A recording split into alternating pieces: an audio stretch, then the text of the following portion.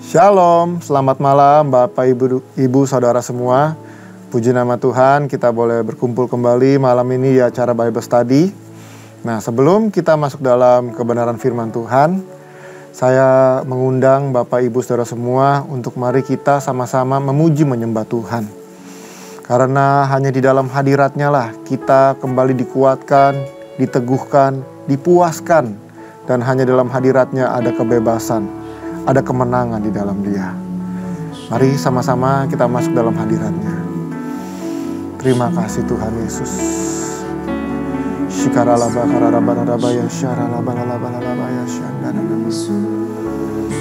Kami memuji menyembah-Mu Aba ya Bapa. Engkau baik Tuhan Yesus. Terima kasih Tuhan Yesus. Shikaralabalalabaya shikarararabaya shandiralalaba. Kirarararaborerebeya shandiralalalalaborarabaya si. Kirarararaborarabaya nenananamoraboya soro. Haleluya. Hanya dalam hadirat-Mu Tuhan ada kemenangan kami, ada ketenangan jiwa kami Tuhan. Hanya dalam hadirat-Mu Tuhan. Shikaralabaya shandirararaborerebeya sandenanananamararabarabaya sandanamu. Kami buka hati kami malam ini Tuhan. Kami siap masuk dalam hadirat-Mu yang kudus Tuhan Yesus. Terima kasih Aba ya Bapa.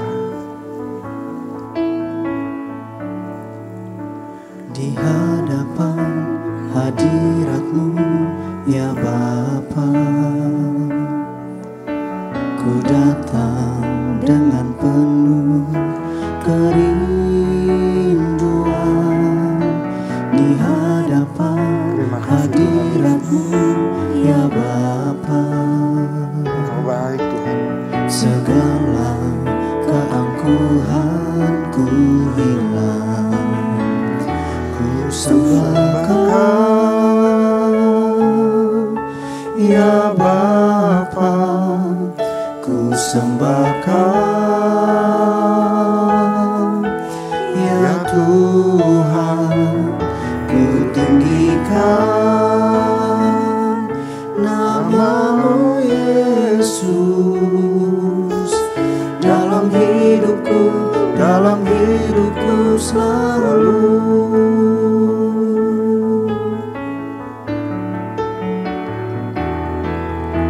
Di hadapan hadirat-Mu ya Bapa, ku datang dengan penuh kerinduan. Di hadapan hadirat-Mu ya Bapa, segala keangkuhanku hilang, ku sembahkan ya Bapa, ku sembahkan ya Tuhan, ku tinggikan nama-Mu Yesus dalam hidupku selalu. Ku sembahkan ya Bapa, ku sembahkan ya Tuhan, ku tinggikan nama-Mu Yesus dalam hidupku selalu. Terima kasih Aba ya Bapa. Ku sembahkan ya Bapa, ku sembahkan ya Tuhan, ku tinggikan nama-Mu Yesus dalam hidupku selalu.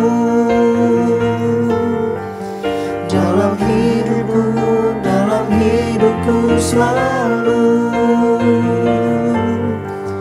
dalam hidupku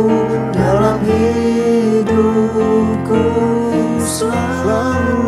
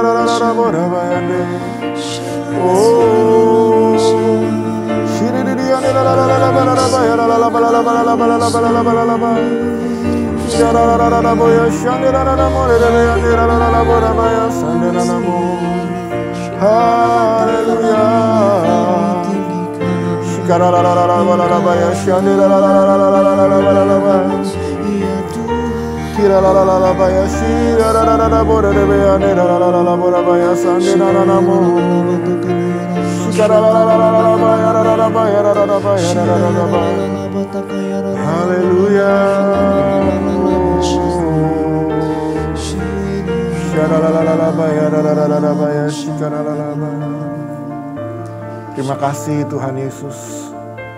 Biar nama-Mu ditinggikan dalam kehidupan kami Tuhan. Nama-Mu yang berkuasa mengatur segala sesuatunya. Terima kasih Tuhan. Nama-Mu yang dahsyat Tuhan.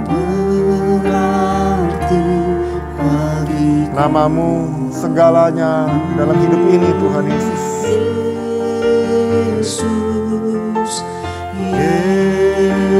Yesus, Kau segalanya bagiku. Yesus, Yesus, Kau berarti bagiku.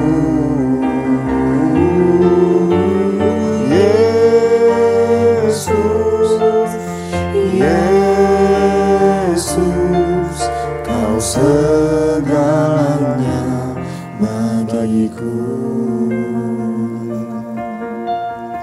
Terima kasih Tuhan Yesus. Ini kerinduan hati kami Tuhan. Seperti rusa yang haus, rindu akan sungai-Mu Tuhan.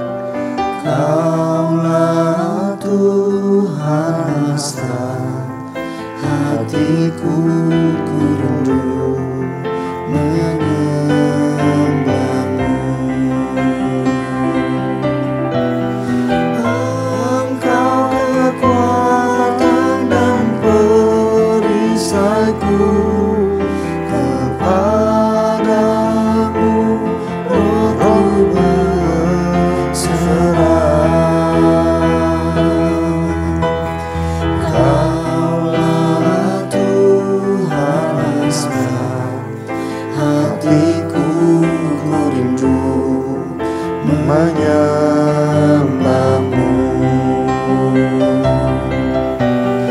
Yesus, Yesus, Kau berarti bagiku. Yesus,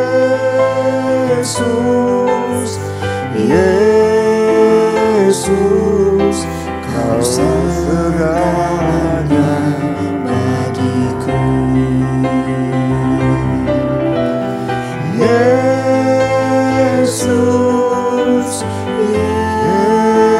Yesus, Kau berarti bagiku.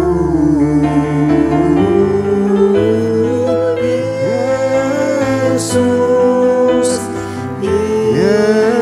Yesus, Kau segalanya bagiku. Kau segalanya bagiku. Kau segalanya bagiku.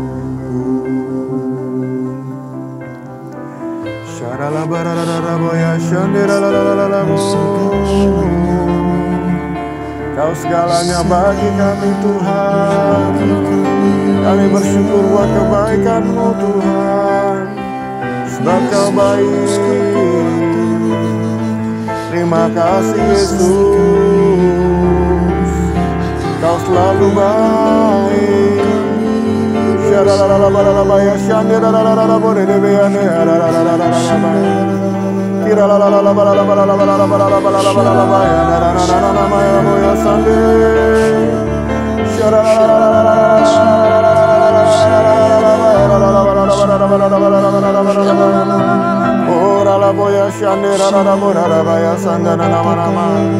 Nama-Mu yang memberikan kami kemenangan Tuhan. Engkaulah kemerdekaan kami, Engkaulah kebebasan kami Tuhan. Engkaulah yang menebus kami,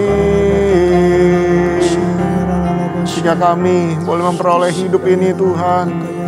Semua karena kebaikan-Mu Tuhan Yesus.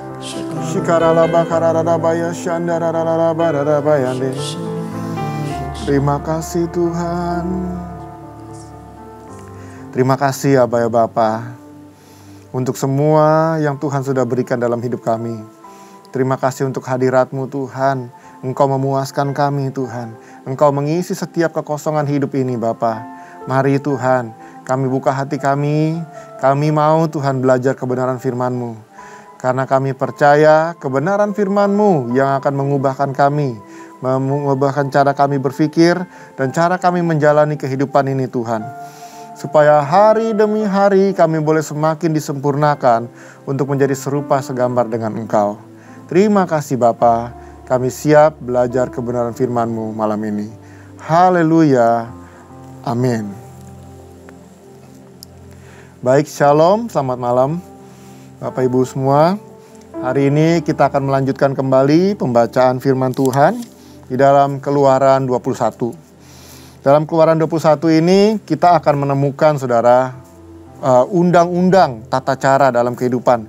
Semuanya itu mencakup dalam satu, yaitu mengasihi sesama. Begitu luar biasanya Tuhan mengatur kita saudara. Bagaimana cara kita hidup sesama manusia. Bagaimana cara kita memperlakukan orang-orang di sekeliling kita. Itu semua sudah diatur saudara. Ya Tuhan itu sudah rindu banget supaya kita itu boleh menjadi saksi Kristus. Nah, di dalam Keluaran 21 ini kita belajar saudara. Kan kita tahu ya kejadiannya, di mana mereka itu di padang gurun, di mana dalam perjalanan mereka.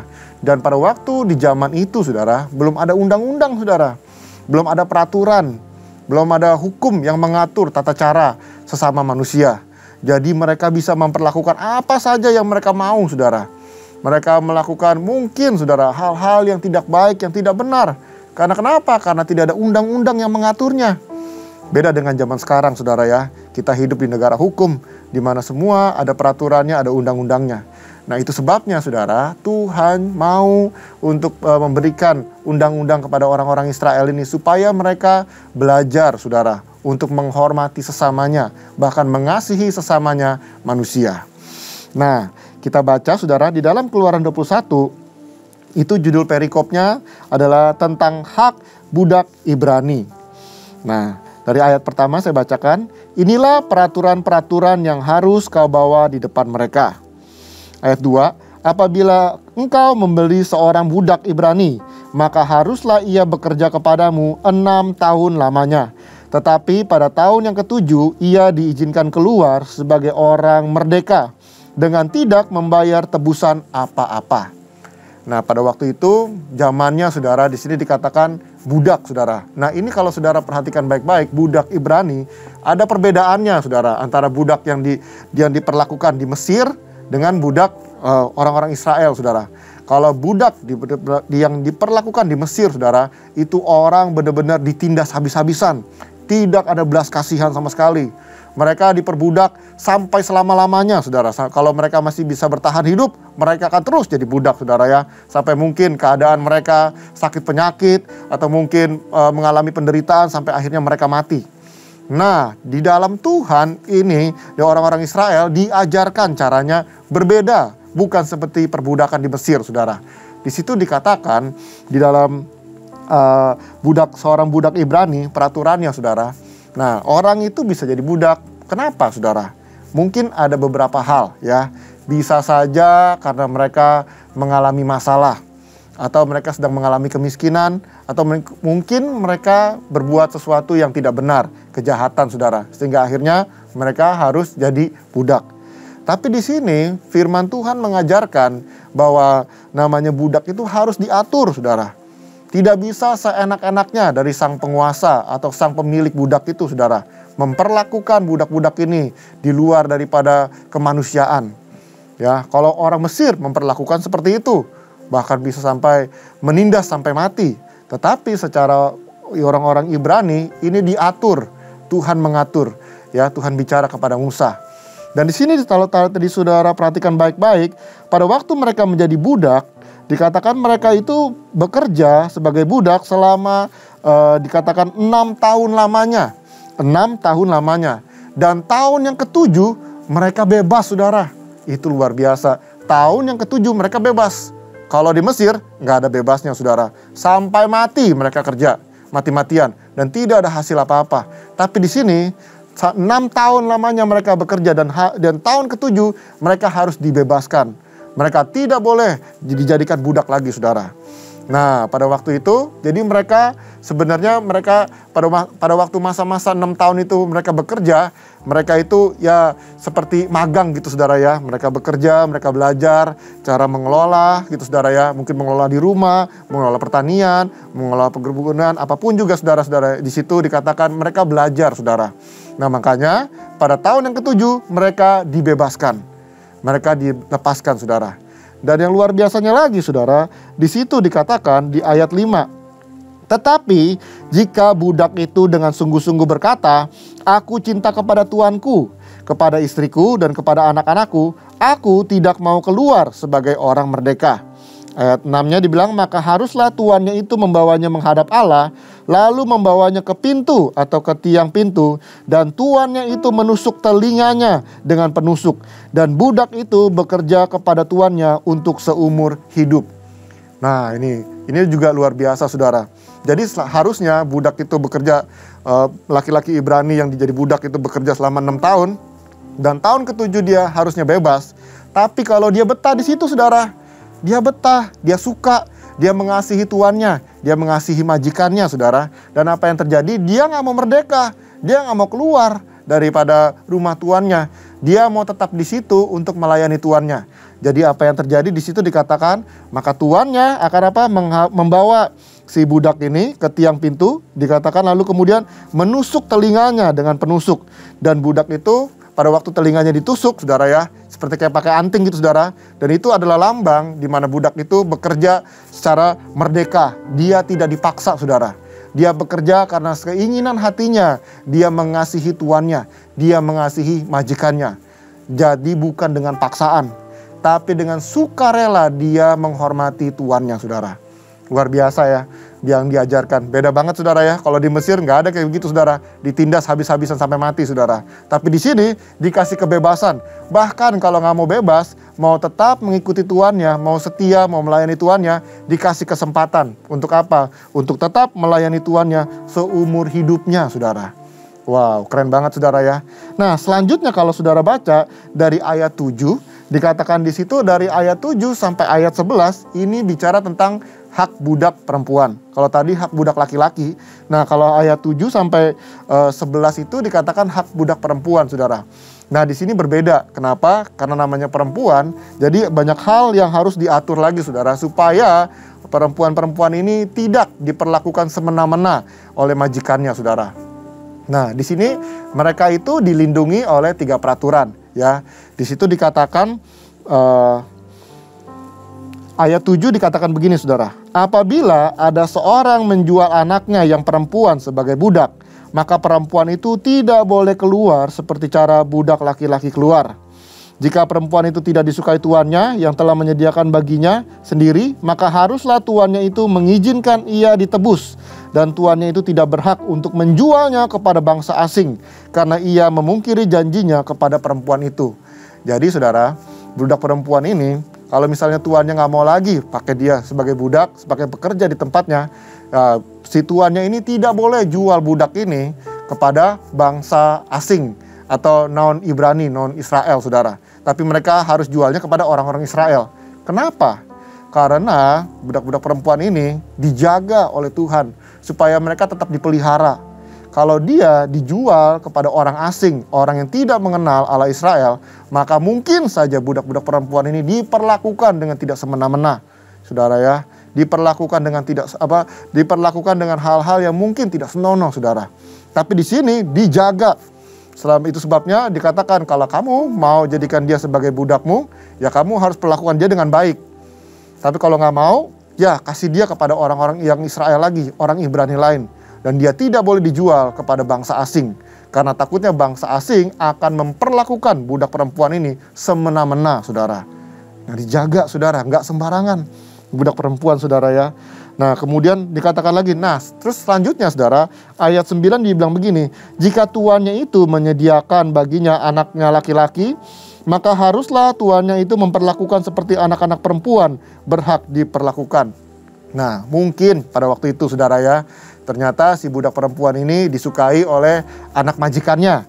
Jadi dinikahi oleh anak majikannya, saudara.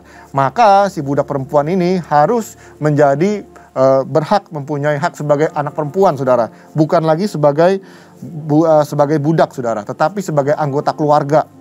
Sebagai anggota keluarga karena dinikahi oleh anak laki-lakinya. Di situ dikatakan, saudara ya. Nah, apa yang kita lihat, saudara, bagaimana cara Tuhan mengatur orang-orang Israel ini luar biasa. Betul-betul menghormati, saudara, satu dengan yang lain. Nah, selanjutnya ada lagi, saudara. Selanjutnya kalau saudara baca di dalam pasal selanjutnya, di ayat selanjutnya, ayat 12 di situ. Ayat 12 sampai ayat 36, apa yang kita bisa pelajari, saudara? Di situ adalah belajar tentang jaminan nyawa sesama manusia. Jaminan tentang nyawa manusia. Artinya nyawa manusia itu harus dipertanggungjawabkan kepada Tuhan. Tidak bisa semena-mena diperlakukannya, saudara ya. Nah, di situ ayat 12 dia bilang begini, saudara. Siapa yang memukul seseorang sehingga mati, pastilah ia dihukum mati. Nah, ini ya, saudara ya, siapa yang memukul orang, menyakiti, membunuh orang, maka dikatakan pastilah ia akan dihukum mati. Tetapi jika pembunuhan itu tidak disengaja, saudara, tidak disengaja, melainkan tangannya yang ditentukan Allah melakukannya itu, maka aku, kata Tuhan, akan menunjukkan bagimu suatu tempat kemana ia dapat lari.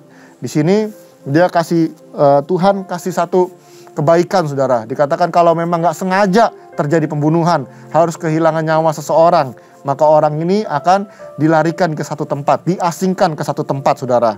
Ya, tapi kalau orang ini dengan sengaja membunuh, mencabut nyawa seseorang, maka orang itu harus dihukum mati. sesuai dengan peraturan di sini saudara. Ya mata ganti mata, gigi ganti gigi. Nah kalau kita lihat saudara peraturan seperti ini, kelihatannya memang kok sampai begitu ya, mata ganti mata, gigi ganti gigi saudara. Nah orang-orang Yahudi, orang-orang Israel ini memegang adat istiadat ini saudara. Nah sebenarnya sih yang bisa kita pelajari adalah Tuhan itu menginginkan supaya kita itu hidup di dalam keadilan saudara. Ya keadilan Tuhan.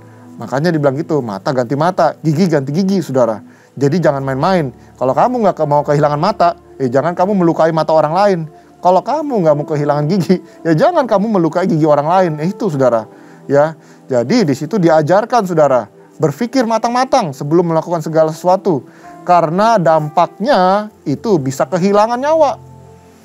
Jadi kita harus bertindak segala sesuatu dengan penuh hati-hati. Dengan segala sesuatu yang matang dipikirkan. Karena kalau barang siapa yang sampai menghilangkan nyawa seseorang, maka dia bisa dihukum mati saudara. Sengaja Tuhan mengatur segala sesuatunya itu supaya mereka-mereka ini di dalam bermasyarakat, mereka punya satu peraturan. Mereka tidak melakukan apa yang semau mereka, sesuka hati mereka saudara. Mereka punya satu norma-norma, satu hukum yang harus mereka pegang. Karena Tuhan sendiri yang mengatur mereka saudara. Ya, di situ saudara baca lagi banyak saudara di situ peraturan-peraturannya saudara. Misalnya ada yang perkelahian, pertengkaran saudara ya, sampai dikatakan sampai ternak saudara, hewan pemeliharaannya juga. Nah, di situ dikatakan harus tetap ganti saudara. Ya, harus tetap ganti. Sekalipun ada orang yang terluka, dikatakan dia harus membayar ganti rugi pengobatannya. Kalau enggak, dia akan dihukum saudara. Jadi jangan main-main saudara di sini. Benar-benar diatur. Ya, Tuhan itu menegaskan bahwa Tuhan itu mengendalikan segala sesuatu atas setiap ciptaannya. Semua ciptaan Tuhan itu berhak atas hidup yang dikaruniakan Tuhan kepadanya. Ya, semua ciptaannya itu berhak untuk hidup atas semua kehidupan yang Tuhan berikan. Jadi manusia nggak boleh dengan sesukanya main seenaknya aja mengambil nyawa seseorang, bahkan mengakhiri nyawa seseorang. Wah, itu nggak bisa saudara. Nah, makanya dibilang apa? Hukumannya bisa mati saudara. Hukuman mati, mata ganti mata, gigi ganti gigi. Nah ini semuanya untuk mengatur supaya semua orang bertindak hati-hati. Ya, berpikir matang-matang. Jangan sampai dia kehilangan nyawanya karena dia memperlakukan sesuatu atau memperlakukan orang lain dengan semena-mena saudara. Nah di sini dikatakan lagi, kalau kita lihat bukannya Tuhan itu kejam, tetapi karena adil saudara. Semua harus diatur dengan keadilan Tuhan. Nah, itu peraturannya begitu banyak saudara ya. Nanti saudara bisa baca, dan ini terjadi pada waktu itu di masa itu saudara. Semua peraturan ini terjadi pada waktu itu di masa itu saudara ya. Nah sekarang mungkin kalau kita lihat agak berbeda dengan hukum yang kita sekarang saudara, undang-undangnya. Karena ini undang-undang ini diberikan kepada orang-orang Israel di masa itu. Ya saudara.